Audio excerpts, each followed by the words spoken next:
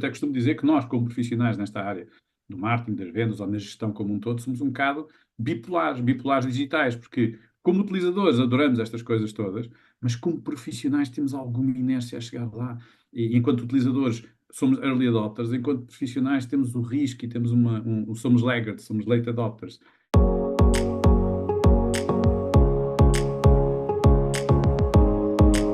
Bem-vindo ao Martech Talks, o podcast da Liminal que lhe traz entrevistas aos líderes de negócio que estão na linha da frente da transformação digital de departamentos de marketing e vendas para que também o seu negócio possa crescer nesta nova era tecnológica.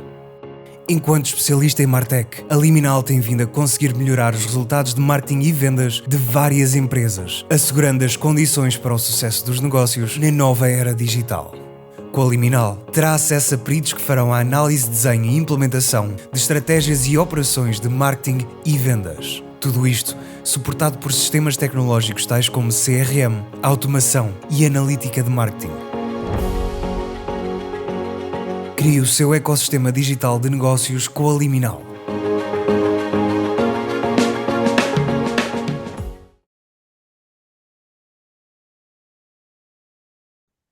Olá e bem-vindos ao Martech Talks. Em 2019, um estudo da McKinsey já mostrava que a maioria das empresas que usavam inteligência artificial no dia-a-dia conseguia aumentar as suas receitas em 10%. E 84% das empresas inquiridas neste mesmo estudo tinham conseguido ganhos efetivos de redução de custos e eficiências nos seus processos. Para uma conversa sobre o papel da inteligência artificial na estratégia de negócio e no dia-a-dia de um CEO, temos connosco Rogério Canhoto. Muito bem-vindo, Rogério. Bom dia, boa tarde, aliás, neste caso, a quem nos ouvir e quem nos acompanhar. É um prazer estar aqui contigo, Tiago. Muito obrigado, é um gosto. O Rogério é especialista em inteligência artificial, professor universitário no ISCTE Executive Education, onde é também coordenador executivo do Programa Avançado em Inteligência Artificial para a Gestão. De resto, gestor de topo, onde tem ocupado posições em marcas como PHC, Havas, Grupo Empresa. É também um dos autores do livro 88 Vozes sobre a Inteligência Artificial. Uma das pessoas com quem mais tenho aprendido, devo dizer, e que muito admiro. E sobre livros, há novidades para breve, mas deixo para o teu comentário, sem se entender. E vamos lá, uma conversa sobre inteligência artificial no dia-a-dia das empresas. Bom, este dado da McKinsey, é bom recordar novamente, um estudo de 2019. Portanto, muito antes da disrupção mundial que foi a Generative AI, e inclusivamente o catalisador, e antes também do catalisador para a transformação digital, que foi o Covid-19. Olá. Onde é que nós estamos? 2 anos após o lançamento do ChatGPT, já passaram 2 anos. Será que já é tarde demais para as empresas que ainda não despertaram para este novo mundo, Rogério? Bem, Tiago, antes de mais, agradecendo o convite para estar aqui contigo e para podermos discutir, eu e tu discutimos muitas vezes estas coisas e vamos nos acompanhando, obviamente. Eu acho que não é tarde demais, vejamos. Este modelo que surge agora com a inteligência artificial não é novo, não é? Tudo isto que nós estamos a falar tem 70 anos. O meu trabalho final de curso há 30 anos atrás foi com modelos de inteligência artificial e redes neurais e afins. Portanto, nós não estamos, na realidade, perante algo muito novo e muito recente. Estamos a falar de coisas que já têm muito trabalho por trás, têm muita investigação e tem muitas empresas que já há 4, 5, 10 anos atrás já trabalhavam sobre estas áreas. Portanto, o que nós estamos a assistir neste momento, acho eu, é que com a inteligência artificial generativa democratizou-se um pouco o tema da inteligência artificial. Ela já fazia parte do nosso dia-a-dia. Quando nós bloqueamos o telefone com a nossa imagem da face, estamos a utilizar a inteligência artificial. Quando nós utilizamos o Waze para ir por um destino qualquer, estamos a utilizar a inteligência artificial. Ela já faz parte do nosso dia-a-dia. O que acontece com a inteligência artificial generativa é que ela vem para dentro das nossas secretárias, vem para dentro dos nossos computadores, isto é, democratizou-se. E a tua pergunta faz todo sentido, porque aquilo que nós estamos a assistir neste momento é que algumas empresas estão a acelerar muito a adoção de ferramentas, quer de inteligência artificial, chamemos-lhe mais funcional, como modelos de machine learning e deep learning, mas eu não quero entrar muito em componentes mais técnicos, quero ir para componentes mais práticas, mas com a inteligência artificial começaram a utilizar para todas as coisas no dia-a-dia, para preparar uma reunião, para preparar uma apresentação a um cliente, para preparar um argumentário de vendas, sei lá, introduziu-se naquilo que é o nosso dia-a-dia profissional. Então o que é que acontece? E aquilo que nós assistimos neste momento? Eu vi um estudo ontem que dizia que 78% dos gestores de topo, é um estudo internacional, tinham já o tema da inteligência artificial generativa na sua agenda, ou seja, já os preocupava.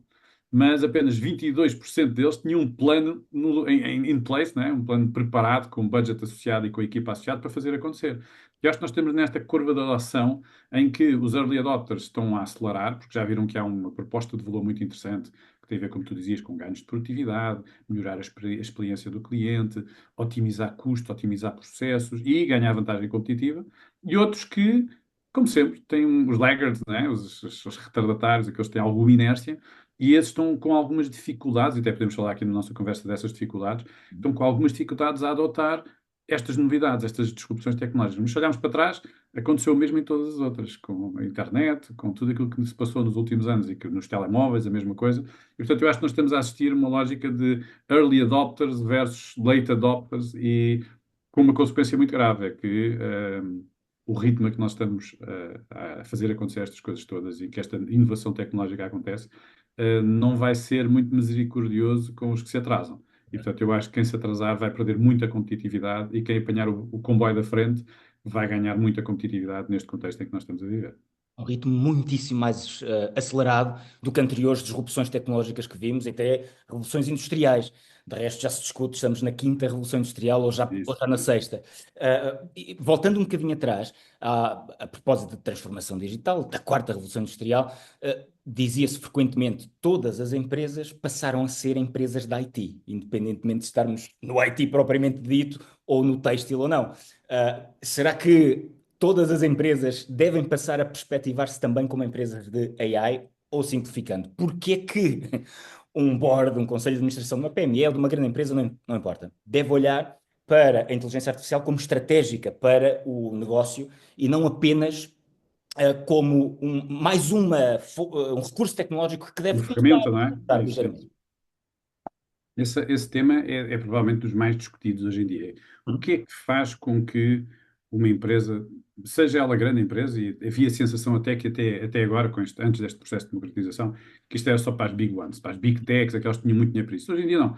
Estas ferramentas estão totalmente disponíveis para qualquer PME, e quando falamos de PME, estamos a falar de PMEs à dimensão portuguesa, ok? Que comparadas com os norte-americanos e europeus, podíamos ter aqui uma década, mas não, estão disponíveis para todas as PMEs, e portanto está mais até no mindset do que no toolset. Eu costumo brincar um bocadinho com esta expressão. O toolset está disponível para todos. Ou seja, para ti, para mim, para qualquer outro profissional, as ferramentas de inteligência artificial já aí estão. Gratuitas, pagas, o que for, nós temos isso à nossa disposição. O tema está essencialmente cá em cima, está no mindset. E, portanto, eu acho que a principal razão para um gestor hoje em dia olhar para a inteligência artificial e dizer eu tenho que começar a trabalhar nisto, eu tenho que começar a preparar as minhas equipas, eu tenho que começar a investir nisto, prende-se acima de tudo com a sua competitividade. Estamos a assistir ao desenvolvimento de um conjunto de ferramentas que, em alguns casos, alteram profundamente a forma de fazer as coisas. Ou porque, como tu dizias logo naquele estudo, aumentam a produtividade, portanto, conseguimos fazer mais com menos, ou mais rápido, e com melhor qualidade. Aliás, há um estudo que diz que 20% mais qualidade. Portanto, o tema da competitividade associada à produtividade, claramente. Mas não só.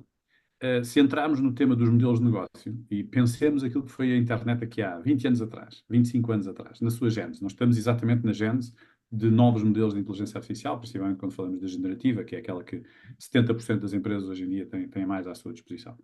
Se nós pensarmos o que era a internet há 20 anos atrás, quando o Yahoo era o grande motor de pesquisa, quando Hotmail era a plataforma de e-mail para todos nós e afins, e viajarmos rapidamente no tempo e pensarmos no que surgiu entretanto de plataformas de e-commerce, do que surgiu entretanto de redes sociais e pensarmos o que é hoje em dia a nossa realidade ligados à internet e com tudo o que surgiu, eu acho que nós vamos passar muito mais aceleradamente pelo mesmo em termos de inteligência artificial. Então as empresas ou se adaptam rapidamente, se reskillam rapidamente para isto, já vamos falar também desse tema de certeza, para não só serem mais competitivas, mas para acompanharem as necessidades do cliente, do consumidor.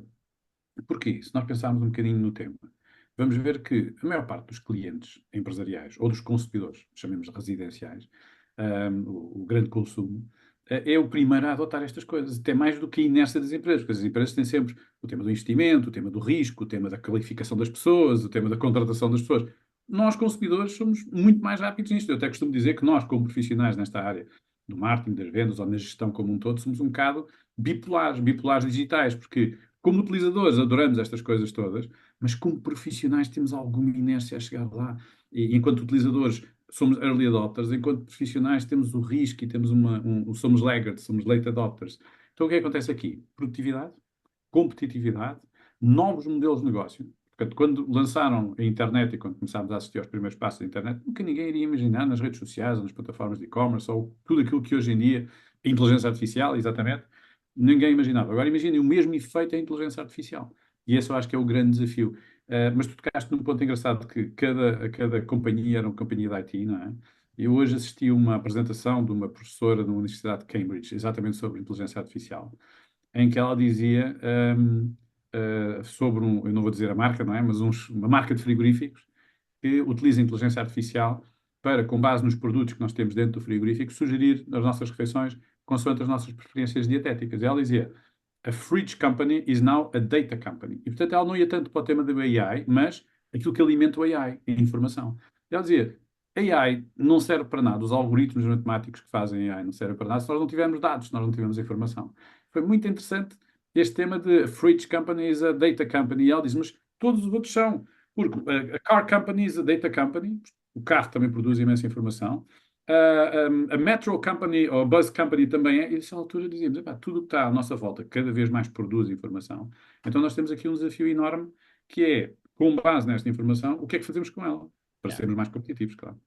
E se calhar esse é o primeiro passo a que devemos estar atentos quando pensamos em adotar a inteligência artificial. Onde está, não é propriamente o próximo gadget que vem dos senhores da OpenAI que me pode fazer aqui um brilharete, Isso, uma campanha. Não. Onde é que estão os dados que vão alimentar o futuro do meu negócio, tirando partido da inteligência artificial? Mas isso tu mesmo. tocaste também num outro ponto excelente, que é aquilo que se designa o darwinismo digital, não é? A sociedade a mudar e o nosso mercado, os cidadãos para os quais trabalhamos, a mudar, a adotarem novas tecnologias e a passarem a exigir das marcas também um novo tipo de relacionamento. Relacionamento que exigem, por exemplo, ou que conseguem ter com a Netflix, com o Spotify, porque não ter também com o seu banco do dia a dia. Isso, isso. Portanto, é algo que eu digo também muitas vezes, antes de sentirmos a transformação digital nas empresas, pela adoção de tecnologia do lado da concorrência ou internamente, sentimos-la pela mudança de comportamentos dos nossos clientes. Isso é um facto que às vezes passa por baixo do radar de muita gente. Não é? É verdade. E as empresas muitas vezes não estão muito atentas a isso, estão mais fechadas sobre o seu negócio, ou a tentar cumprir os seus objetivos, ou a tentar lançar uma nova campanha para o mercado. Mas se nós estivermos muito atentos àquilo que é o comportamento do nosso cliente final, ou do nosso utilizador, dependendo daquilo que nós estamos a comercializar, podemos identificar, e aí mais uma vez a inteligência artificial a poder ajudar, identificar padrões de comportamento, identificar necessidades de produtos que deviam ser mais personalizados em vez de ser mais standardizados, identificar novas features, não é? Há uma teoria dos jobs to be done, não é? Perceber o que é que os clientes efetivamente precisam para o seu dia a dia e nós, com a informação que temos, conseguirmos adequar isso. Por exemplo, ainda há bocado falavas nas novas plataformas e fiz. O Netflix é claramente uma dessas plataformas. Eles utilizam a inteligência artificial para perceber o que é que tu gostas, se vês mais, se vês menos, se foste ver o trailer, se não foste ver o trailer, eles estão a tentar perceber efetivamente o que é a tua realidade de consumo de informação, ou consumo, neste caso, de entretenimento. E com base nisso, personalizam a tua oferta. O que é personalizar a oferta? É do buquê de milhares e milhares de filmes e documentários e séries e afins, começam-te a apresentar algo que é específico para ti, aquilo que tu reason contigo, né, como dizem os ingleses, que faz sentido para ti e que tu, como consumidor, dizes: pá, é isto mesmo que eu quero. E, portanto, a experiência de consumo, ou a experiência de utilização é brilhante por causa disso. Mas, mais uma vez, e estás a tocar no ponto-chave, tu também és um apaixonado pelo marketing como eu, o tema começa sempre no cliente, começa sempre no consumidor. Não podemos fugir a isso. E nada de mais estratégico do que exatamente esta expressão de nova experiência do cliente que a Netflix tem feito, por exemplo, tal como a descreveste. Às vezes pensamos: bom, mas eu estou num setor muito tradicional, muito limitado, isto não vai mudar, tem sido assim, vai continuar nos próximos anos, e assustamos-nos porque, enfim, o setor dos transportes e dos táxis terá pensado a mesma coisa aqui há uns anos, até que surgiu uma Uber, precisamente com estes mesmos pressupostos. Onde estão os dados, qual é a experiência ideal, como é que levamos aos nossos clientes, e de repente Isso mesmo. descomperam todo um setor, e tantos outros exemplos existem. É verdade, é verdade. Mas eu adiciono mais um que eu acho fantástico. As pessoas, às vezes, mais uma vez, somos um bocado bipolares digitais. O tema das plataformas para escolhermos restaurantes. Hoje em dia, eu vou ter contigo aí a Coimbra e quero escolher um restaurante, onde é que eu vou? Antes perguntava-te a ti, porque tu és da zona, não é? E sugeres-me aquilo que. Hoje em dia, com estas plataformas, a lógica e a dinâmica de angariar clientes para um restaurante passa muito por estas plataformas. Portanto, até um dono de um restaurante tranquilo que faz o seu negócio e que é bom, um bom chefe ou tem um bom chefe e que tem a sua base de clientes, precisa destas plataformas para angariar novos clientes. E isto está-se a passar transversalmente a todos os negócios. Portanto, eu acho que não há nenhum negócio, não há nenhum setor de atividade que vá escapar incólume a estas inovações tecnológicas, principalmente em torno da inteligência artificial, claramente. A verdade é também que estamos num verdadeiro hype sobre este tema, que em muitos setores da sociedade já satura. Eu ouço isto várias vezes. Bem, entendam-se lá vocês das tecnologias e quando a coisa assentar, eu salto para o comboio. Mas é um facto, se olharmos para a Bolsa de Valores, por exemplo, os títulos ligados à inteligência artificial, as casas de software ligadas à inteligência artificial, no último ano tiveram valorizações acima de 30% e muito mais. No último agosto tivemos aí um episódio que pareceu demonstrar um pequeno pânico do mercado, talvez antecipar uma hipervalorização desses títulos, assim como uma quebra abrupta. A verdade é que, por um lado, temos alguns comportamentos por excesso de otimismo, estes que acabo de referir, ou outros, como empresas que publicamente dizem, olha, vamos despedir centenas de pessoas, o caso da Intuit, e vamos substituí-las, já estão a ser substituídas por inteligência artificial, num dos extremos da equação. No outro extremo temos estas pessoas que dizem, epá, calma, é mais um hype. Olha, também não falavam assim tanto sobre metaverso, sobre blockchain e NFTs há um par de anos, às tantas será a mesma coisa. A pergunta é a mesma coisa ou não? Se não é a mesma coisa, estaremos a correr algum risco, como o que aconteceu com a bolha das dot-com há 20, 25 anos. Um, Como é que nos devemos posicionar aqui, Rogério, para, por um lado, não perdermos a carruagem deste evento que está a reestruturar o mundo, para mim é muito mais do que um hype, mas ao mesmo tempo para não corrermos os riscos do excesso de entusiasmo que, claro, acarreta. Estamos, no fundo, numa nova realidade tecnológica, de negócios, de economia, e não sabemos muitas vezes qual é o próximo passo. Como é que doseamos estes riscos, estas oportunidades? É verdade, é verdade. É assim, eu acho que se eu e tu tivéssemos a resposta a essa pergunta, eu acho essa pergunta brilhante, daqui a 10 anos éramos multimilionários, os dois, não havia hipótese. Eu acho que essa é literalmente a million dollar question, ou seja, estamos a atravessar uma bolha idêntica àquela que no ano 2000 tivemos com o digital e a internet a arrebentar por todo lado. E tinha ali duas outras coisas, era, como tu dizias, a valorização das empresas a um nível brutal, a valorização dos profissionais que tinham competências fundamentais a um nível brutal, pagavam-se ordenados astronómicos a pessoas que tinham uma formação importante para aquela altura, compravam-se e vendiam-se empresas a um ritmo aceleradíssimo, e estamos a assistir isso agora, efetivamente. Mas é engraçado que nos últimos tempos, e quando tu dizias se estávamos todos já saturados ou não de tudo isto, efetivamente passámos pelo tema do metaverso, depois passámos pelo blockchain. Ao longo da história, sempre que há uma inovação, alguém gosta muito de fazer um hype daquilo e aquilo parece que é a próxima grande coisa. O que acontece aqui? Eu acho que aqui a doutrina diverge um pouco. Eu tenho lido muito exatamente se estamos no momento de hype ou estamos num momento de estrutural de mudança do mundo. Eu sou claramente um otimista, ok? Já me conheces também, sabes que eu sou um otimista, porque eu nunca vi um pessimista dar-se bem na vida. Portanto, eu acho que nós temos que ser otimistas para construir o futuro e fazer aquilo que temos que fazer. Mas se tu fores ver, existem alguns agentes económicos que estão muito interessados em tudo isto. Não sei se viste ontem esta notícia, é muito recente, a França criou uma ministra para a inteligência artificial. Portanto, um agente político a dizer isto é importante, isto está a ganhar uma atração, tem que ser. A União Europeia criou o European AI Act, ou seja, uma componente de regulação que efetivamente é muito forte, tem ali componentes muito estruturados, e também já deste esse documento, e vai afetar profundamente e estruturalmente algumas indústrias. Depois temos o Sundar Pichai, que é o CEO da Google, não é? A dizer isto vai alterar a humanidade mais do que o fogo, a internet e a roda, se não me engano, ou assim, não é? E eu pensei, bem, o homem que está mais à frente em termos de investimentos nesta área, dizer isto, se calhar temos que pensar. E portanto, o que é que eu vejo? Eu vejo um conjunto de entidades que, do ponto de vista estrutural, estão a fazer tudo para que, por um lado, aproveitarem esta oportunidade, mas, por outro lado, fazer com que isto aconteça bem feito. E há muita discussão em torno disso. Eu não vi isso nas situações anteriores, ou seja, era mais uma moda, era mais uns pequenos players que faziam aquilo, depois abandonaram e tal, e até se calaram um bocadinho sobre aquilo. Portanto, primeira coisa, alguns players a trabalharem isto de uma forma muito estruturada. A segunda, a componente económica, se tu fores ver, estamos há vários quarters a esta parte, num crescimento brutal, como tu dizias, de todo um ecossistema. É que não é só o pessoal do software, é o pessoal dos servidores, é o pessoal das metodologias, é o pessoal das plataformas.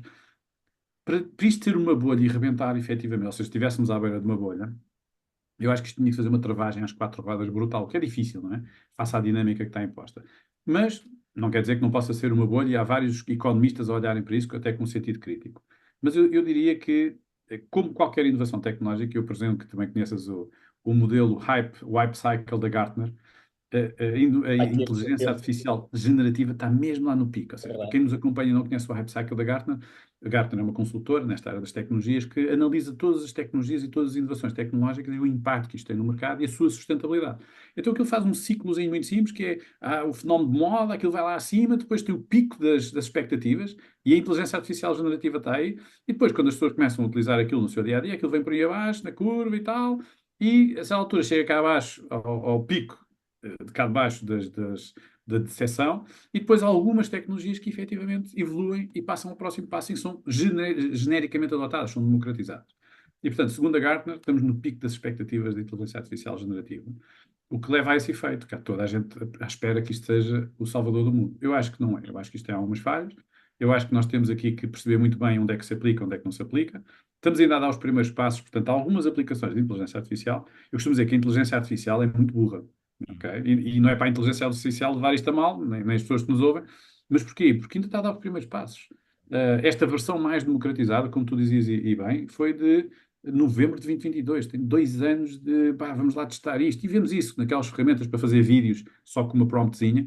Os vídeos percebe-se que não estão perfeitos. Quando nós queremos imagens, as feições das pessoas não estão perfeitas. Mas eu acho que é uma questão de tempo até chegarmos lá. Portanto, E pouco tempo. dito isto, eu acho que efetivamente neste momento há um hype grande. Muita gente falar sobre o tema, mas também, e aqui ainda bem que tu fizeste esta iniciativa e estás a ter esta iniciativa do podcast, muita gente fala, mas pouca gente sabe do que está a falar. E, portanto, para quem nos ouve, é preciso ter muita atenção a quem nos vem bater à porta a propor o que quer que seja nestas áreas. Porquê?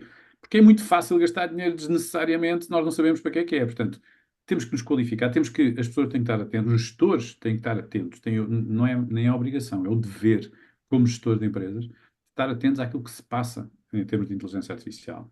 Como é que isto afeta a nossa produtividade? Quais são os processos críticos das empresas? O que é que eu já deveria estar a experimentar nesta altura? Portanto, há aqui uma responsabilidade da gestão dos gestores para que isto não seja uma bolha, mas acima de tudo seja uma coisa muito útil para aumentar a sua competitividade.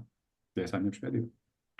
Sobre o pico e depois o vale que se segue deste hype cycle, é verdade que algumas tendências ou tecnologias desaparecem, também é verdade que muitas outras mudam estruturalmente o tecido da sociedade e da economia. Um exemplo, já ninguém fala de Big Data, como se falava no hype de Big Data há 10 anos talvez, e cloud. Porquê? Já cá não está, não, pelo contrário. É como o ar, não é? Não precisamos de falar sobre oxigênio e ar. É o nosso Já cá está. contexto, ponto final. E é isto que Sim. está a acontecer. Eu acredito firmemente nesta tua visão também relativamente ao tema da inteligência artificial. Um, Contudo, voltamos àquela questão que é, há um novo espetáculo de fogo de artifício onde todos querem estar. E acaba por ser às vezes como a história do Rei Vai Nu.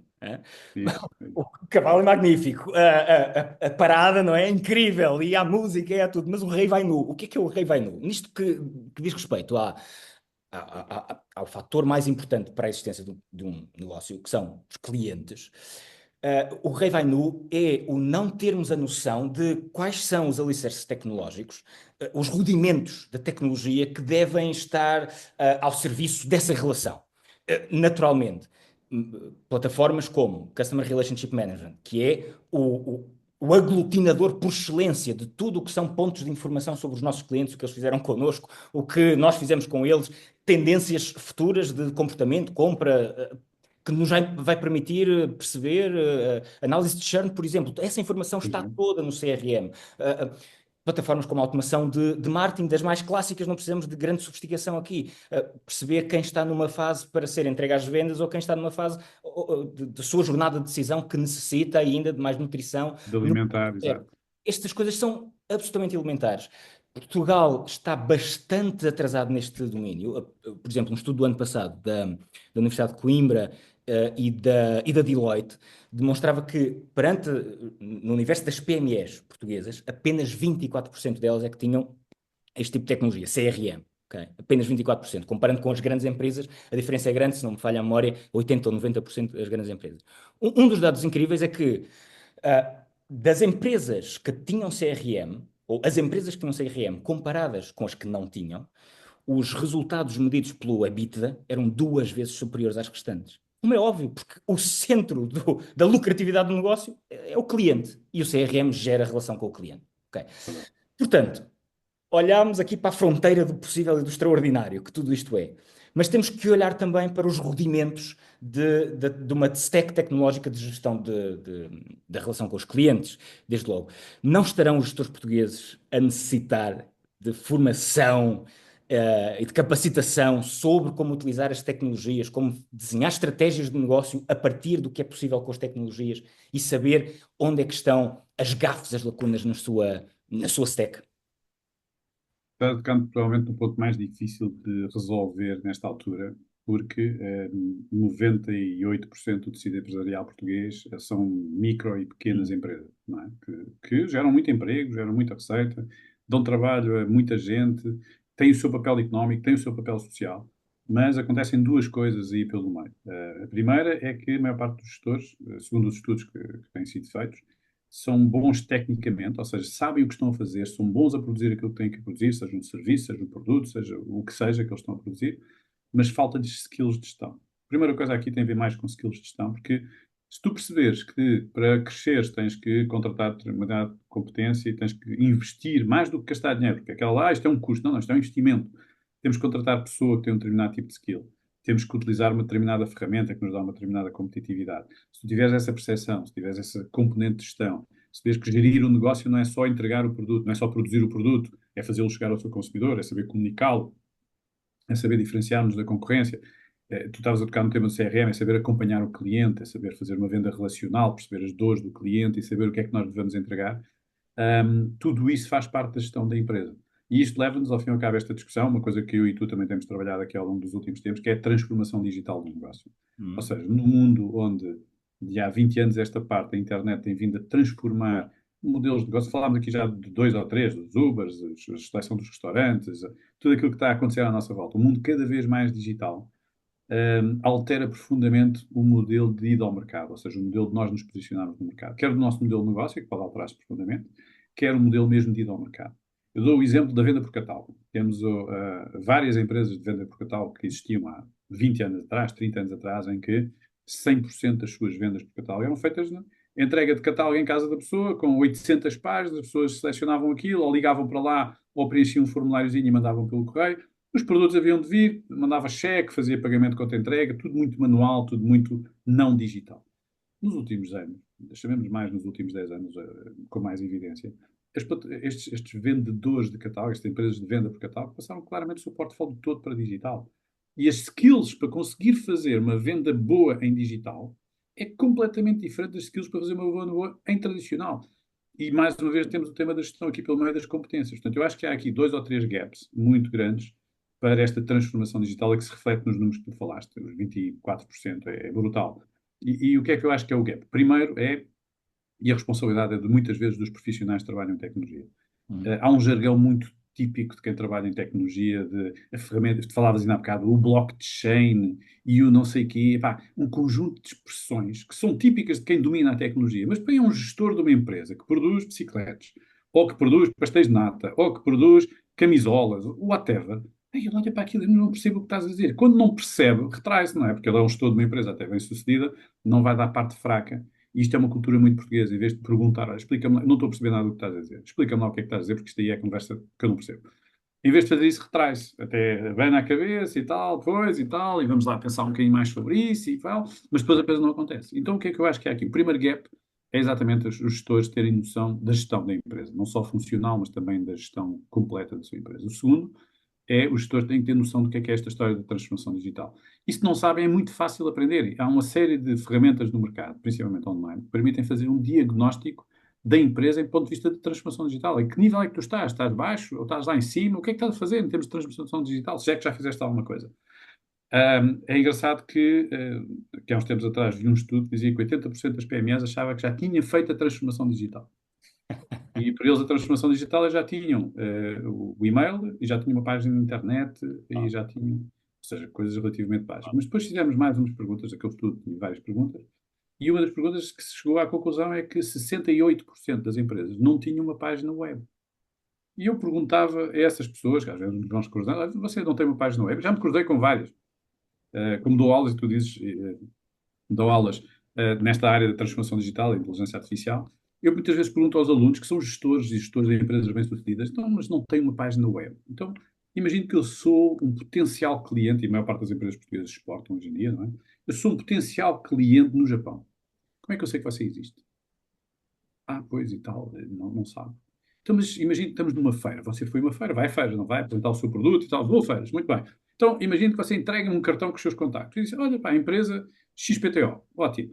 Eu chego a casa, ao escritório, quando volto para o meu país, e olho para aquilo e digo, epá, a empresa XPTO, vamos lá procurar a empresa XPTO. Não encontro nada. Qual é que acha que é o sentimento que fica do lado de lá?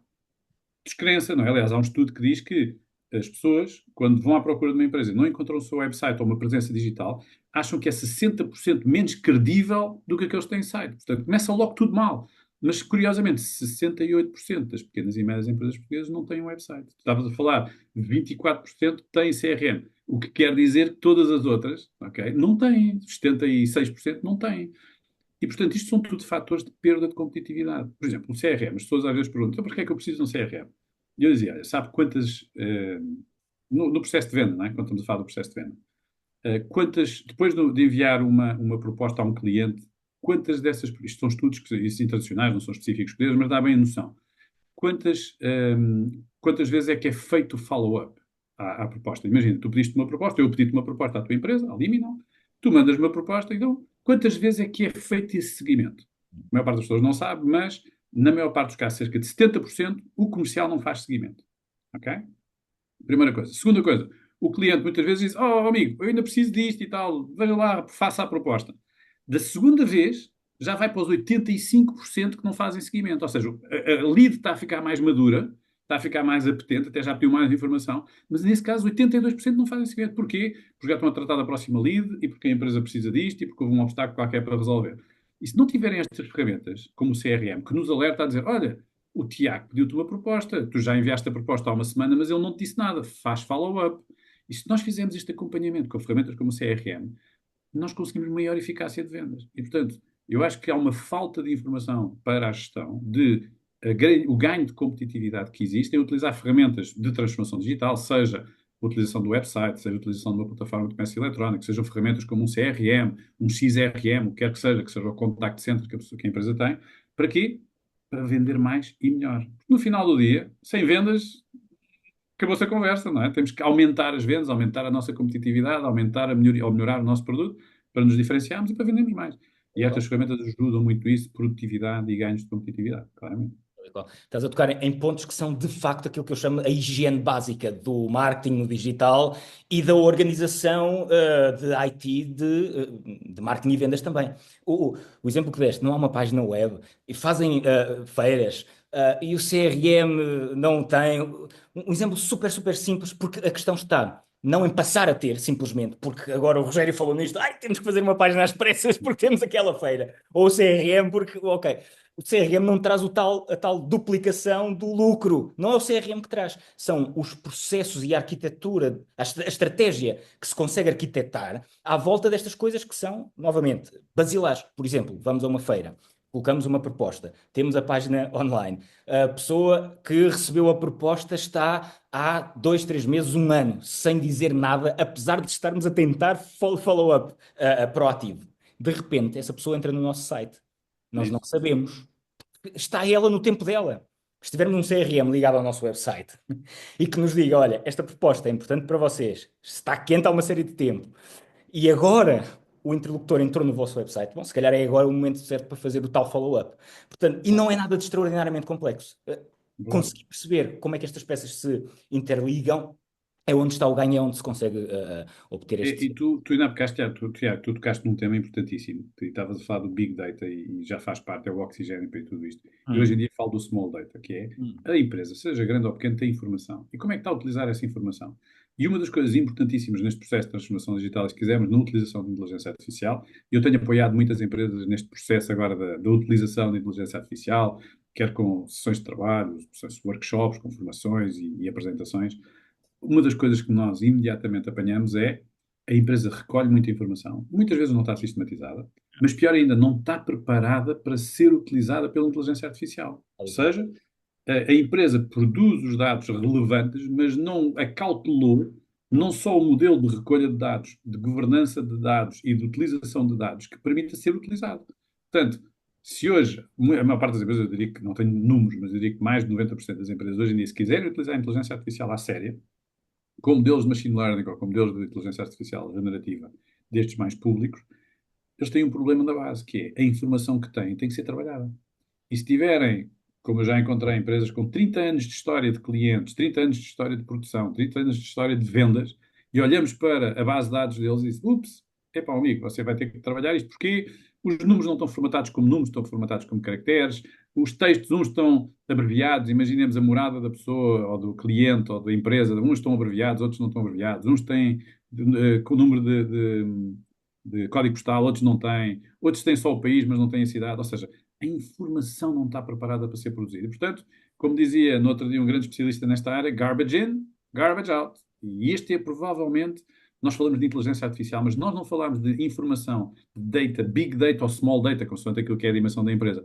E essa data, essas informações do negócio, de estarem preparados para serem utilizados, então ela não serve de nada. É completamente inútil estarmos a investir dinheiro em ferramentas de inteligência artificial se não tivermos as bases, como tu dizias, infraestruturais, não é? Para a inteligência artificial olhar para aquela informação, processá-la e dizer, bom, temos aqui algumas conclusões importantes para partilhar. Porque senão aquilo que vem é lixo, e lixo não nos ajuda a ser mais competitivo. Igual, tal e qual. Já nos anos 80, um senhor chamado Eckhoff dizia que este tipo de informação, de dados, nem sequer é dados na informação, é ruído. É ruído. Um problema. Verdade. No livro das 88 Vozes sobre a inteligência artificial, mencionas um estudo do MIT que achei muito curioso, e que indica que as empresas que utilizam a inteligência artificial em trabalhos administrativos estão a ter ganhos de produtividade na ordem dos 37%, no que diz respeito à velocidade de produção de informação e à qualidade, aqui 20%, à qualidade da informação produzida. Toca exatamente no que acabámos de falar. De que maneira é que a inteligência artificial afeta a produtividade das organizações e, se calhar, mais importante do que isto, como é que podemos, porque já falámos em tanta coisa, como é que podemos sintetizar aqui ou sistematizar um plano de ação para que uma PME portuguesa possa mergulhar neste mundo da inteligência artificial e obter resultados?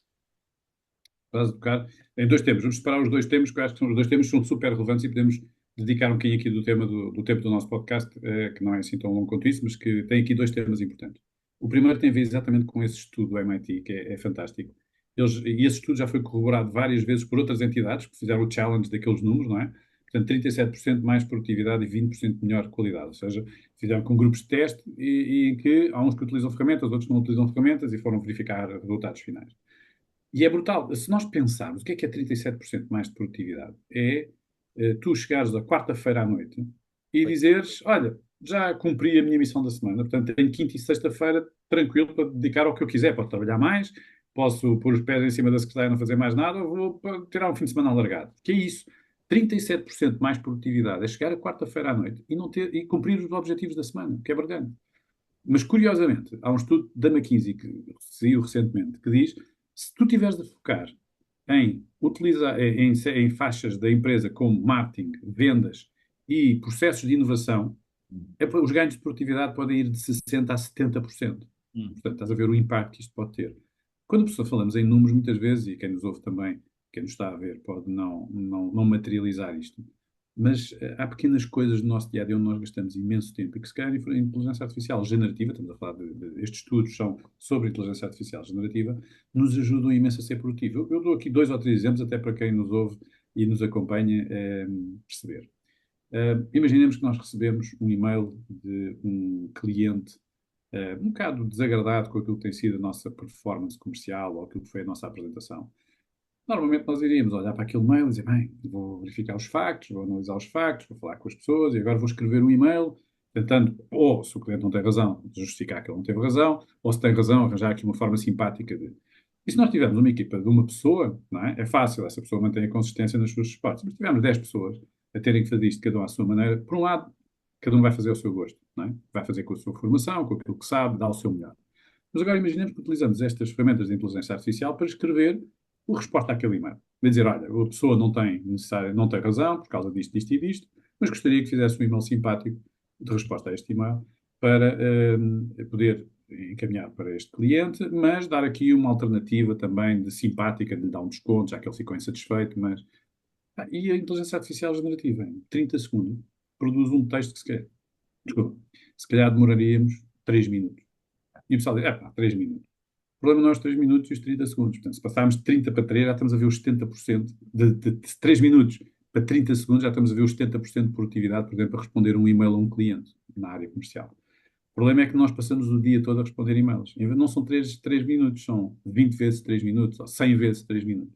Portanto, estamos aqui a ver um exemplo típico numa área comercial. Dou-te um exemplo. Na área financeira, nós podemos ter pessoas a assistir de várias frentes. Na área financeira, imaginamos que temos um cliente que não nos paga, já mandámos 3 faturas distintas, ou foi encomendado, nós fomos fazendo as faturas, não nos paga há 2 meses. Não atende as nossas chamadas, não responde aos nossos mails. Às vezes acontece. Às vezes há empresas que têm dificuldades de liquidez ou têm dificuldades de negócio e não conseguem. O que nós fazemos? O que é que a área financeira faz? Manda um e-mail. Como é que ele mandou esse e-mail? E agora imaginemos que utilizamos a inteligência artificial generativa para produzir esse e-mail. Por um lado, há consistência às pessoas da área financeira que têm que responder. Por outro lado, encontra formas muito interessantes de dizer e de fazer pressão à pessoa que tem que pagar aquilo. Este na área financeira. Dou-te outro exemplo que pode ser interessante mais na área do marketing. Portanto, já trabalhámos vendas, financeira, marketing. Imagina na área do marketing, queres fazer um email marketing. Ainda por cima é a tua praia também, estas ferramentas todas de performance comercial. As pessoas, a maior parte do pessoal que faz email marketing campaigns, o pessoal do marketing, o pessoal das vendas, tiveram a sua formação base, evoluíram, muitos deles não vêm sequer desta área, mas vieram de outras áreas e têm bom perfil comercial, entregam os seus resultados. Muitos deles desconhecem que para fazer uma boa campanha de email marketing são precisos cumprir cerca de 15 regras. Okay? 15 regras para fazer uma boa campanha de email marketing. E, portanto, eu acredito que as pessoas, não só por omissão, não as conhecem, mas se calhar por intuição fazem até 4 ou 5. Mas eu posso utilizar a inteligência artificial e dizer, olha, eu agora vou lançar um produto novo. O produto vai agora sair em novembro, tem estas características, e eu quero fazer um email marketing campaign para os meus clientes X, e descrevo os meus clientes. Eu quero que produzas, de acordo com o modelo AIDA, não é? Attention, Intention, Decision and Action. Eu quero que, com base nesse modelo, produzas 4 e-mails para cada uma das fases do processo comercial para eu enviar aos meus clientes. Vai utilizar as 15 regras de sucesso para uma boa campanha de email marketing. Dei-lhe qual é que é o modelo AIDA, e aquilo que se calhar eu demoraria umas 2 horas a preparar e a rever e a pedir a alguém para rever e tal, ele em 1 minuto ou 2 faz aquilo para mim. E, portanto, voltamos ao tema da produtividade, voltamos ao tema da competitividade, estamos ao tema de utilizar boas práticas para fazermos melhor aquilo que estamos a fazer. Portanto, isto naquela lógica de como é que nós estamos aí no ponto de vista de performance e de utilização. E é nestas pequenas coisas que se ganham esta competitividade. E eu sou o grande apologista, atenção, e tu comentavas isto, de algumas empresas até poderem despedir outras pessoas e afins. Eu sou o grande apologista disto amplificar os profissionais e não de substituir os profissionais. O fator humano aqui é sempre importantíssimo, principalmente nesta fase da inteligência artificial. Porque a inteligência artificial, como eu disse há bocado, é muito burra. E, portanto, às vezes nós até fazemos um pedido inteligente, mas ela entende outra coisa, porque não tem o contexto, porque lhes faltam algumas regras, whatever, está ainda numa fase muito embrionária, está a aprender a caminhar, não está a correr.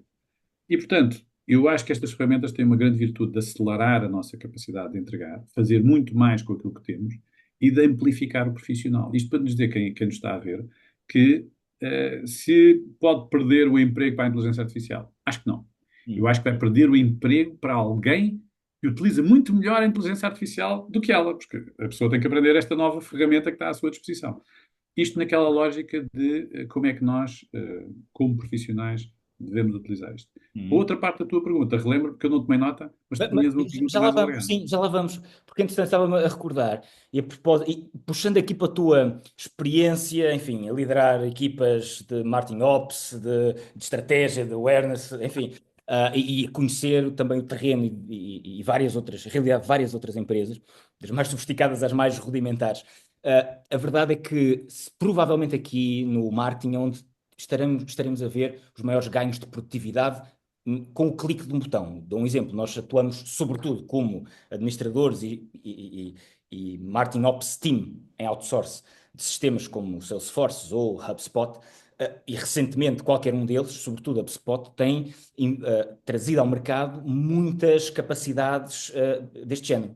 Na HubSpot, uma funcionalidade chamada Content Remix permite, com um prompt, um bom texto sobre, sei lá, o tal produto que queremos lançar, ok?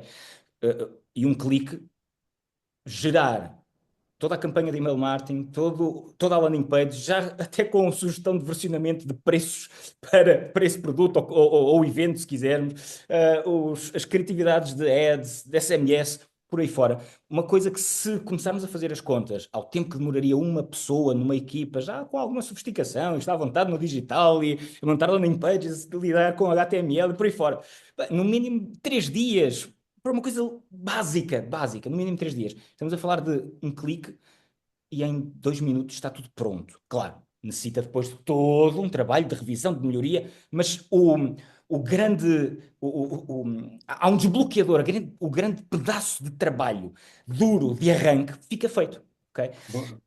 Agora, o impacto disto na organização das equipas e nas competências também nos deve levar a fazer pensar como é que vamos montar a equipa de sucesso de marketing, e se quisermos, de vendas também, de relação com o cliente. Como é que vamos montar a equipa de relação com o cliente de sucesso de hoje para a frente? Uma vez que, se calhar, não vamos precisar tantos copywriters, se calhar precisamos de menos outsource para algumas criatividades.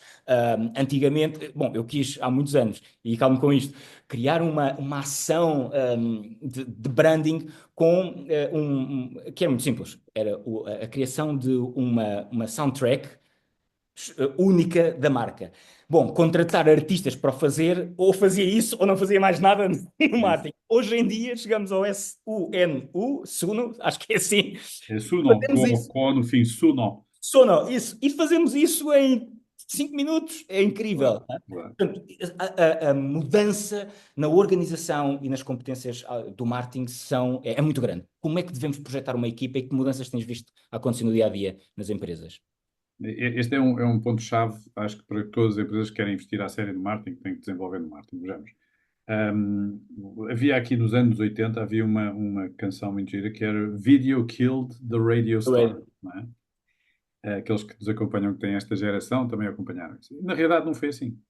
O que acontece é que os negócios tradicionais têm que se adaptar, as funções tradicionais têm que se adaptar. Portanto, eu acho que nós vamos assistir aqui muito rapidamente a duas coisas. É necessário continuar a fazer os meios tradicionais e as campanhas tradicionais, porque há uma série de segmentos, Generation X, Boomers, que valorizam muito essa forma de ser, de estar mais presencial, mais próxima, mais de chamada telefónica individual, o que seja. Quer na banca, quer nos seguros, quer em alguns outros serviços aí pelo meio. Portanto, estamos claramente nessa hora. Por outro lado, o que nós estamos a assistir é que o darwinismo digital que tu dizias há bocado, há outros segmentos de mercado que valorizam, voltamos ao tema do cliente, valorizam outras formas completamente diferentes. Não tem problema absolutamente nenhum em falar com um chatbot vocal quando liga para um call center de uma empresa qualquer, numa área qualquer. Portanto, as gerações, não é, vão evoluindo nas suas interações, o que leva a que as equipas de marketing tenham claramente que se adaptar. Eu no outro dia fazia esta analogia. Há 5 anos atrás ninguém contrataria para uma equipa de marketing alguém que não tivesse competências mínimas em marketing digital, ou experiência ou formação. Eu acho que nós neste momento vamos começar a assistir, já encontramos, aliás, eu tenho estado muito atento aqui aos temas dos recrutamentos de algumas empresas, e há empresas que já só contratam para a área de marketing alguém, neste momento, que tenha algum tipo de certificação em GenAI, portanto, em inteligência artificial generativa. Porquê? Porque as empresas já estão a começar a utilizar e querem que alguém que entre não ainda vá aprender, não é? Querem que já saiba. Não é? É a mesma coisa, faz parte dos fundamentais. Há bocado falavas do Big Data, faz parte dos fundamentais. Hoje em dia é a mesma coisa. As empresas vão começar a contratar cada vez mais profissionais que tenham competências nesta área, certificações e afins. E as pessoas dizem, epá, mas onde é que eu tenho as certificações? Bem, eu sou suspeito, não é? Porque eu tenho um coordenador de uma pós-graduação em inteligência artificial, mas não só, há uma série de cursos, e os grandes players, aqueles grandes players que eu falava que estão a trabalhar em institucionalmente para que isto aconteça, tem produzido uma série de cursos gratuitos para pequenas certificações das pessoas. E, portanto, as pessoas não têm desculpa nenhuma, neste momento, quem nos ouve e quem nos está a ver, não tem desculpa nenhuma para não se formar nesta área. Precisa de tempo, é verdade. Mas é como em tudo. Se eu me quero qualificar em alguma coisa, vou sempre precisar de tempo. Não há volta a dar. A segunda coisa que eu acho que é aqui importante é, tal como em qualquer outra revolução tecnológica que tem impacto na dinâmica da empresa, aquele darwinismo digital que tu falavas, as pessoas têm que se adaptar e têm que ganhar novos skills. Portanto, aquilo que eu estou a assistir é um conjunto de novos skills a aparecerem e que são necessários para equipas, por exemplo, de marketing e vendas. Imagina, tu queres treinar um modelo de inteligência artificial para, com base na tua aprendizagem de contact center, a pessoa, aquele motor de inteligência artificial vai fazer a resposta às perguntas e às dúvidas dos clientes por ti. E, portanto, é preciso treinar aquele modelo. Portanto, há treinadores de robôs, ou seja, de robôs, de chatbots. Portanto, uma nova profissão que não existia aqui há 3 ou 4 anos atrás, mas está agora a começar a existir. Podemos ir a coisas muito mais simples, que é tudo o que tem a ver com prompt engineering. Prompt engineering, ou seja, a arte de fazer uma pedida a estas ferramentas de inteligência artificial generativa, de forma a extrair o maior potencial destas ferramentas. Chamo-lhe prompt engineering, eu sou engenheiro e eu acho que aquilo é um exagero, mas eu acho que na prática é fazer boas perguntas, ou bons pedidos, nem perguntas, fazer bons pedidos a estas ferramentas que estão à nossa disposição. O que é que acontece? Se isso acontece, se é preciso fazer isso. Então nós temos que recrutar pessoas que saibam fazê-lo ou qualificar aquelas que hoje em dia estão na nossa equipa. Porque as que estão na nossa equipa que já têm o historial todo da empresa, podem ser requalificadas e assim tenham vontade. Portanto, eu acho que é aqui um misto entre contratar novos skills que não existiam na empresa para fazermos e requalificar aqueles que aqui estão dentro da empresa e que têm vontade de fazer. E tal como aconteceu em épocas passadas e em disrupções passadas, há uns que vão abraçar a transformação e o desenvolvimento, há outros que vão ficar para trás e vão perder o seu emprego por causa disso, não se souberam adaptar. Aliás, o Darwin explica, não é? Quem não sabe adaptar-se fica para trás. Verdade, verdade. E a propósito de mudanças, e a propósito de marketing digital, uma das áreas nobres do marketing digital, ou que tem permitido, eu diria, a manutenção sustentada de crescimentos, no que diz respeito, por exemplo, ao demand generation, novas leads que vêm, novos clientes que são captados pelo marketing, não é? Uma das áreas nobres que permite este tipo de resultados de forma sustentada é o Search Engine Optimization, que vive neste momento também uma disrupção em que ninguém sabe onde é que vai parar. Empresas que estão dependentes de SEO e de resto de SEM, paid media, para gerar tráfego e para gerar leads e para gerar novos clientes, estão neste momento com um grande ponto de interrogação. Empresas que dependem muito de content marketing têm um grande ponto de interrogação. E porquê? Primeiro, porque há cada vez mais, vou dizer assim, lixo gerado por inteligência artificial generativa que está a inundar a web e, portanto, vai ser cada vez. Parece-me que teremos cada vez menos qualidade nos resultados que vamos ter online, nas pesquisas online de Google. Por outro lado, o momento zero da verdade, o ZMOT que a Google cunhou em 2013, neste momento já não é apenas no Dr. Google, é também no Dr. ChatGPT, Gemini, Copilot por aí fora. A questão é, como é que uma empresa agora pode crescer organicamente, considerando que não deve estar apenas a trabalhar SEO, mas também Generative Engine Optimization, e o que é que se pode fazer a propósito disto? Aí estamos todos claramente a dar os primeiros passos. Atenção, aí há muita aprendizagem e, mais uma vez, os que apanharem o comboio da frente vão ter muito mais ferramentas e vão ter muito mais aprendizagem numa fase em que ainda estão todos a tentar descobrir o que é que se passa. Portanto, é que estás a tocar claramente aquilo que eu chamo leading edge nesta área. Porquê? Porque há muito poucas pessoas. Se tu procurares, imagina agora que tu dizes, quem é que eu vou contratar para fazer isto? Muito provavelmente não encontras ninguém no mercado que ponha isso como seu autocolante, não é? A dizer, olha, no LinkedIn, agora eu sou isto, não é? Sou o Generative Engine Optimization. É um misto entre Prompt Engineering, Analytics, são todos perfis que neste momento estão a ser construídos, não é? É um crafting destas posições. Mas certo é que as empresas têm uma maior exposição ao digital, estão a olhar para isto com muita atenção. Ainda há bocado eu falava das vendas por catálogo, portanto, tudo são plataformas, empresas que têm as suas vendas sustentadas em e-commerce, hoje em dia têm muita atenção a isto, porque muito daquilo que é feito no seu modelo de venda é trabalhando redes sociais, comunicação em redes sociais, comunicação em Search Engine, portanto, em Google e afins, o Google com 90 e tal por cento de performance nestas áreas, e depois redes sociais para content marketing e o content traduzir-se em leads e as leads traduzirem-se em conversão, todo aquele funil de vendas que nós temos que alimentar, o topo do funil até ao fim do funil, ao bottom of funnel, para conseguirmos chegar lá com eficácia. Portanto, cada euro que nós investimos no topo do funil converter o máximo possível a chegar ao final do funil, ou seja, a pessoa, o consumidor, o cliente, dizer, sim senhor, é isto que eu quero e compra. Eu acho que estas missões estão a ficar cada vez mais complexas. Como tu dizias, e bem, estamos a assistir neste momento a uma batalha global em termos de gigantes, em que temos a Google, que tem é hegemónica em tudo o que é search e, portanto, motores de pesquisa e eficácia das pesquisas para angariar leads, a trabalhar tudo o que é Generative AI, e o maior player de Generative AI, a OpenAI, portanto, que tem o ChatGPT e outras ferramentas, DALL-E e afins, a trabalhar afincadamente para ter um search engine. E, portanto, nós estamos a assistir a uma batalha de gigantes, e começaram eles dois, mas neste momento seguem-se batalhas a outros níveis e outros patamares, de quem tem o Search Engine ir para dentro de Generative AI, quem tem Generative AI ir para dentro de Search Engine. E, portanto, eu acho que nós vamos ter que estar todos como profissionais nesta área, muito atentos àquilo que se vai passar. Não existem respostas óbvias para tudo isto. Tu fizeste uma pergunta que eu não tenho uma resposta óbvia para te dar, estou aqui a considerar um bocadinho as várias perspectivas. Vamos precisar de novos perfis dentro das empresas para, tal como antes, eu lembro-me de ter contratado, aqui há uns bons anos atrás, numa das empresas em que eu estive, um performance manager. E quando eu disse, olha, vamos ter que, ao meu chefe, que era o administrador, dizer, olha, vamos ter que contratar um performance manager porque as nossas leads não estão a converter como deviam. A cara dele, a tentar interpretar o que é que eu estava a querer dizer e qual é que era o job description do performance manager, e eu comecei a explicar com uma componente mais técnica, deu para perceber que ele não estava lá. Portanto, vamos assistir isto novamente com outras funções. Vão aparecer funções, atividades, job descriptions que não existiam aqui há 1 ou 2 ou 3 anos atrás, mas que vão ser fundamentais para garantir a competitividade destas empresas no curto prazo. Portanto, primeiro tema, novas skills a serem necessárias, que é um mix de várias coisas. É pessoal que percebe de performance, percebe de analytics, mas também percebe de generative AI e conjuga ali ferramentas para ser altamente produtivo e, como tu dizias, criar bons copies, criar boa criatividade, ver os analytics, ver onde é que carrega no HubSpot ou no Sales, no Salesforce, e puf, de repente tem umas campanhas montadas e aquilo a andar e o pessoal parece que é magia, mas não, é muito know-how que está ali naquela pessoa. Segunda coisa, eu acho que vamos assistir um conjunto de novas ferramentas de apoio à venda. Tu falavas da HubSpot. Há 15 anos atrás ninguém sabia falar da HubSpot. Eu estive aqui há 2 anos atrás numa conferência com o fundador da HubSpot. E foi giro conversar com ele, que ele dizia, é um tipo super humilde, um tipo fantástico, ele dizia, eu nunca pensei, quando queria aquela ferramentazinha, só para ajudar nós próprios a fazer campanhas, fosse ter tanto sucesso. Mas depois percebi que a minha dor era a dor de todos os marketeers. Eles não sabiam como tornar eficazes as campanhas que iam fazer em digital nas várias plataformas.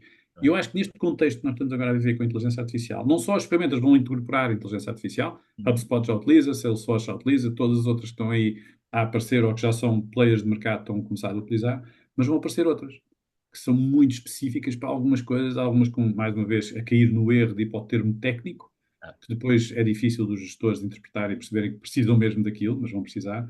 Mas as empresas que hoje em dia estão no mercado digital e não utilizam ferramentas como HubSpot, é logo um indicador que não estão no campeonato da frente, não é? Diria eu, tu tens mais experiência disso do que eu, mas quando eu interajo com alguns alunos meus, ou mesmo profissionalmente na minha empresa, a interagir com algumas empresas que pedem ajuda para a transformação digital, e digo, ok, vamos então entrar agora, já falámos de marketing, já falámos de operações, agora vamos para o marketing e para as vendas. Que ferramentas é que vocês utilizam?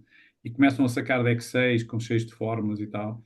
E digo, ok, então, válido, não estou a dizer que não, e dezenas ou centenas ou milhares de pessoas, de empresas que trabalham assim. Mas então, e como é que vocês acompanham as campanhas? Então, e como é que vocês monitorizam as redes sociais onde vocês estão? Então, e como é que vocês fazem o CRM das propostas que o HubSpot permite-nos fazer a linha toda, não é? O funil todo. E eles não têm. E isso é um indicador de que não estão a utilizar, provavelmente ou porque não têm as competências ou porque não têm os processos in place, utilizar ferramentas que hoje em dia são hiper fundamentais. Eu estou a dar o nome do HubSpot, mas podia dar aqui mais 20. O HubSpot, porque é aquela que é mais reconhecida no mercado. Mas se não tem essas ferramentas, é a mesma coisa que ir para uma prova de Fórmula 1 só com um jogo de pneus. Queimou o primeiro jogo de pneus, olha, já não há mais. Já não consigo competir com os outros que têm, não é? Portanto, há ferramentas que hoje em dia têm que fazer parte do dia-a-dia das empresas. Vês o futuro destas plataformas, de CRM sobretudo, claro, HubSpot de referência, Salesforce também, Dynamics, tem perdido um bocadinho a carruagem em termos de, pelo menos, notoriedade, mas ok, vês o futuro destas plataformas como afetado de alguma maneira a propósito dos novos competidores? Isto sobretudo há aqui uma questão que é, foram plataformas cuja arquitetura se baseia numa lógica de dados estruturados. E nós vivemos num mundo de dados não estruturados e multimodais. Texto, imagem, voz, vídeo. Para além destas marcas que referimos, por exemplo, nós trabalhamos com uma startup portuguesa que está a dar cartas no mundo, tida como uma nova geração de automação de vendas, chamada Ample Market, e eles nasceram claramente já neste mundo de Generative AI e de Big Data e tudo isso. Portanto, para quem está agora a tomar uma decisão, ok, sim, preciso mesmo de CRM e vamos lá à procura dos tais duas vezes mais de lucro, não é? Isso. Mas vou cometer os mesmos erros de quem tem sunk costs em Salesforce, vou atrás do modismo de HubSpot, ou se calhar o futuro destas plataformas está relativamente ameaçado e devo olhar para um novo player como a Ample Market ou outros de nova geração. O que é que te parece que seja a decisão certa e o futuro desta tecnologia? Eu diria que a sensação que eu tenho é que estamos no meio de um furacão e está tudo a mudar à nossa volta. Estás a ver? Então, quando estamos no meio de um furacão, como estamos agora, do ponto de vista de plataformas e de ferramentas e de novidades, no outro dia diziam-me que por semana, a nível mundial, estão a sair cerca de 10 mil novas ferramentas de inteligência artificial. Portanto, é difícil nós mantermos a par e perceber o que é que são boas ferramentas para cada uma das funções. Mas a melhor metáfora que eu tenho é esta. Eu acho que nós estamos no meio de um furacão. E no meio de um furacão, a grande dificuldade é quais são os pontos de referência que nós temos. Algumas que tu mencionaste são claramente de referência. E eu, daquilo que eu estou a ver, estão a seguir uma boa tendência. O Salesforce lançou agora os agentes de vendas, que eu acho que é o futuro, claramente, nesta área de Generative AI, que são agentes que nos representam, uma entidade que nos representa, utilizando a inteligência artificial, as nossas preferências de compra, as nossas preferências de interação, e que atua em nosso nome junto de outros agentes, nomeadamente ou pessoais ou empresariais. Por exemplo, fazer as compras no supermercado, o meu agente sabe que, olha, faz aí, e eu posso ditar, olha, compra aí o leite, o fiambre, o pão, a manteiga, o que quer que seja, e ele vai procurar o agente no mercado, face às minhas preferências, que me consegue fazer a encomenda e a entrega em casa.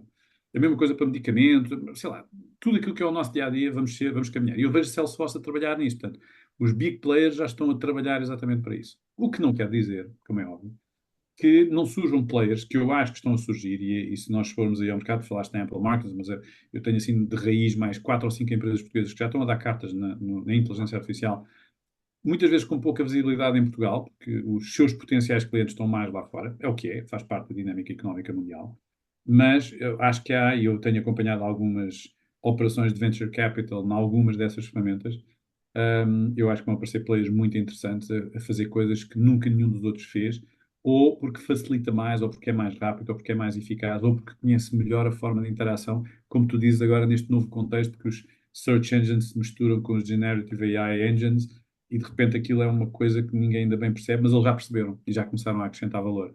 E aí eu tenho por princípio ver onde é que a venture capital está a meter dinheiro.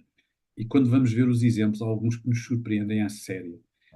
Claro que há alguns em algumas indústrias, como na parte médica ou farmacêutica, com resultados extraordinários, como, por exemplo, desenvolvimento de novos medicamentos, em que reduzem 50% o tempo de teste ou o tempo de desenvolvimento da nova molécula. São bilhões de dólares a nível mundial. E identificámos, por exemplo, aqui há uns 6 meses atrás, identificaram 3 super antibióticos, que são aqueles para trabalhar as superbactérias e afins. Portanto, dificilmente o ser humano iria demorar tão pouco tempo a chegar a essa conclusão e a inteligência artificial funcionar. Estamos a falar de pharma, estamos a falar de diagnóstico médico, ferramentas de diagnóstico médico conseguem prever com 7 anos de antecedência a probabilidade daquela pessoa ter Alzheimer, que hoje em dia é um flagelo a nível mundial e a parte médica ainda não está totalmente conhecida de como é que são os mecanismos.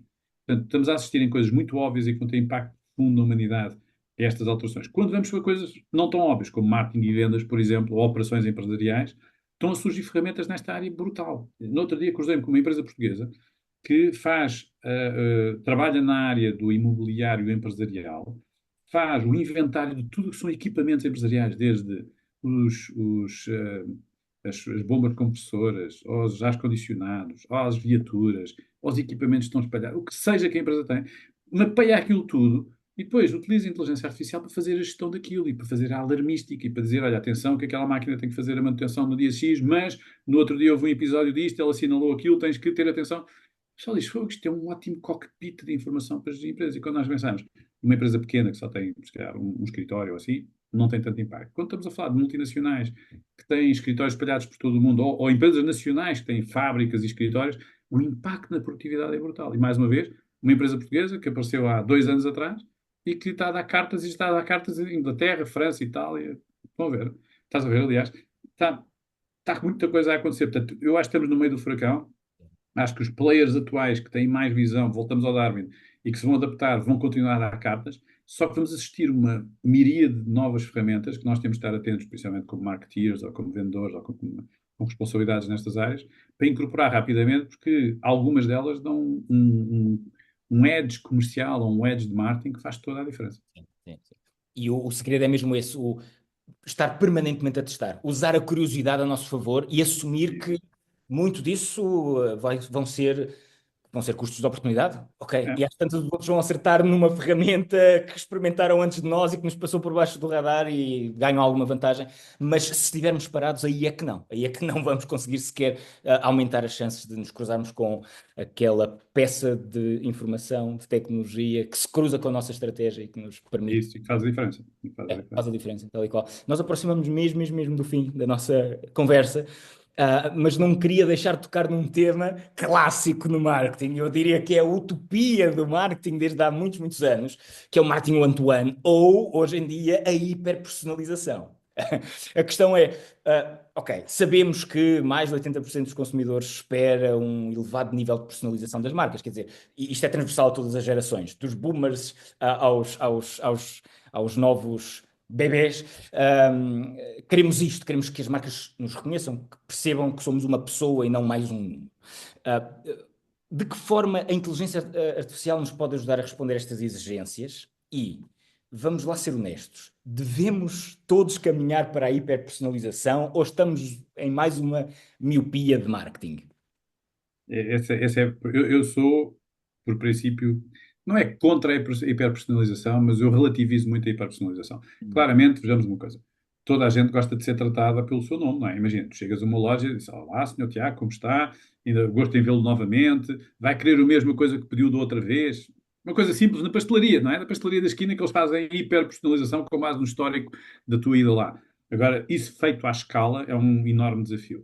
Mas a parte engraçada, feita à escala, e por isso é que eu sou um bocadinho ponderado em relação à hiperpersonalização, por 2 ou 3 coisas, evidências que aconteceram. Uma delas é, eu em algumas coisas quero hiperpersonalização, principalmente na área de serviços e serviços pessoais, coisas que mexem comigo ou que são específicas para mim, ou que eu valorizo muito, determinado tipo de serviço. Eu quero que as pessoas já saibam o que é que eu faço, já saibam o que é que eu gosto, já sabem, eu não tenho que pensar muito, e eles aquela hiperpersonalização funciona muito bem para mim. E podemos ir a coisas como eu estava a dizer, na pastelaria, eu chego, quero o café, chávena fria, sei lá, o que seja que a pessoa quer, não tem que estar a replicar aquilo todos os dias. Mas há outras coisas que não. Há outras coisas em que eu quero ser um bocadinho preguiçoso, chamemos-lhe assim, e eu quero chegar a uma loja e não ter que personalizar nada, e não ter que responder a 20 perguntas para essa porque a hiperpersonalização exige a interação, não é? E eu não quero isso, eu quero pegar, tirar uma coisa da prateleira e levar e não me chateiem e pronto. E estou preguiçoso nesse tipo de consumo. E eu acho que a hiperpersonalização pode ser útil em alguns contextos e não é nada útil noutros. Quando a pessoa quer despachar, não há ninguém. Olha, diga-me uma coisa. E agora quer não sei o quê, agora quer não sei o quê. Agora quer com molho ou sem molho. Agora quer vegan ou sem ser. Amigo, eu quero despachar porque eu quero comer qualquer coisa. Tenho daqui a 10 minutos um podcast com o Tiago e não pode ser, não é? Tenho que me despachar. Estás a ver? Portanto, eu acho que há um tema contextual e as pessoas nem valorizam a hiperpersonalização em tudo. Outra coisa é as marcas. Portanto, isto do lado do consumidor. Do outro lado, do lado das marcas, já houve algumas marcas que tentaram a hiperpersonalização, principalmente no marketing das vendas. Uma delas, mais conhecida, é um case study mundial, é o da Nike. A Nike, ali em 2014, 2015, decidiu alterar a sua estratégia de venda e de marketing. Para quê? Para utilizar muito mais no digital, muito mais na personalização de conteúdos e muito mais na personalização da venda e do ciclo da venda. Ao fim de 2 anos voltaram atrás. Regrediram nisso. Porquê? Por 2 coisas. Perceberam que as pessoas não valorizavam assim tanto quanto isso o tema da hiperpersonalização e ao fim de algum tempo eles perceberam que a hiperpersonalização de uma determinada pessoa, quando olhamos para grandes números, há outras e afinal aquilo é um cluster e não é tão personalizado. Eles conseguem fazer produtos standard, chamemos daqui para aquele tipo de personalização que é necessário. Mas foi mais grave do que isso. É que como o budget não estica, eles tiveram que retirar do budget de notoriedade e de comunicação tradicional para as ações de hiperpersonalização. É o que é. A gestão é isto mesmo, é a gestão de recursos escassos, neste caso de budget, marketing e comunicação. E o que aconteceu é que eles estavam a degradar o brand awareness, o top of mind das pessoas sobre a marca Nike diminuiu substancialmente. Eles acompanham isso com muita regularidade, com os vários estudos de mercado que fazem. Então perceberam que a hiperpersonalização não estava a compensar o efeito que o brand awareness, todo o top of mind, toda a comunicação que eles fazem nos meios tradicionais lhes podia compensar. E então eles voltaram atrás e equilibraram, ou seja, nem tanto ao mar nem tanto à terra, aquela expressão típica portuguesa. E eu acho que isto é um misto entre aquilo que o cliente quer em contexto e aquilo que a marca deve fazer com a devida ponderação. Eu acho que é um bocado esse o equilíbrio. No fundo, resume na perfeição o que é uma estratégia de marketing aumentada, uma capacidade de augmented marketing. A tecnologia certa, a personalizar, a amplificar as competências no momento certo. O ser humano e os métodos tradicionais, resumindo, também nas fases certas. Isto só acontece se tivermos os rudimentos de uma estratégia, vamos lá, de negócio, desenhados, nomeadamente o processo que diz respeito à Customer Journey. Quem são os nossos clientes e em que fases é que nós devemos hiperpersonalizar ou tornar a relação mais empática e calorosa, porque ela é um ser humano. Rogério, esta conversa foi incrível, como sempre. Muito obrigado pela tua generosidade e pela partilha que fizeste aqui durante estes minutos. E esta foi a sétima edição das Martech Talks da Liminal. Mas eu quero-te agradecer, Tiago. Agradecer este momento. É sempre ótimo conversar contigo. Vamos ter que repetir mais vezes este tema connosco, em podcast ou fora de podcast, como sempre. E como tu vês, isto é um tema que me apaixona. Portanto, sempre que quiseres voltar ao tema, estarei aqui. Muito obrigado e espero que quem nos esteja a ver também esteja a gostar. Muito obrigado, Rogério. A Liminal, nós despedimos aqui, eu despeço-me aqui. A Liminal é a primeira empresa portuguesa especialista em consultoria estratégica e operações Martech. Temos conseguido elevar a performance de marketing e vendas de várias marcas através precisamente de estratégias de marketing e de tecnologias como CRM, automação, business intelligence.